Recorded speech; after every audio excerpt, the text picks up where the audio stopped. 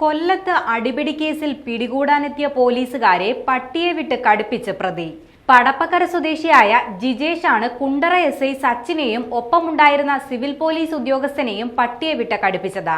സംഭവത്തിന് പിന്നാലെ ജിജേഷിനെ പോലീസ് ബലം പ്രയോഗിച്ച് പിടികൂടി. ഇന്നലെ രാത്രി 9 മണിയോടെയാണ് സംഭവം നടന്നത്. ജിജേഷ് മറ്റൊരാളെ മർദ്ദിച്ചതായി പോലീസിന് വിവരം ലഭിച്ചു. ഇത് അന്വേഷിക്കാനായാണ് കുണ്ടറ എസ്ഐ സച്ചിനും മറ്റു പോലീസുകാരും സ്ഥലത്തെത്തുന്നത്. പോലീസിനെ കണ്ടയുടൻ പ്രതി ഓടി രക്ഷപ്പെടാൻ ശ്രമിച്ചു. പിന്നാലെ എത്തിയ എസ്ഐ സച്ചിൻ ജിജേഷിനെ പിടികൂടി. ഇതോടെ ജിജേഷ് എസ്ഐയുടെ നെഞ്ചിലിടിച്ച് പരിക്കേൽപ്പിച്ചു. തുടർന്ന് എസ്ഐയുടെ കാലിൽ ജിജേഷ് കടിച്ച് പരിക്കേൽപ്പിക്കുകയും ചെയ്തു. ഇതിന് പിന്നാലെയാണ് എസ്ഐയെയും കൂടെയുണ്ടായിരുന്ന സിവിൽ പോലീസ് ഓഫീസർ ശ്രീജിത്തിനെയും ഇയാൾ പട്ടിയെ വിട്ട് കടുപ്പിച്ചത്.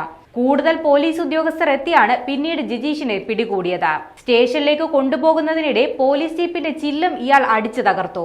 നിരവധി ലഹരി ക്രിമിനൽ കേസുകളിൽ പ്രതിയാണ് ജിജേഷ് എന്ന് പോലീസ് പറയുന്നുണ്ട്.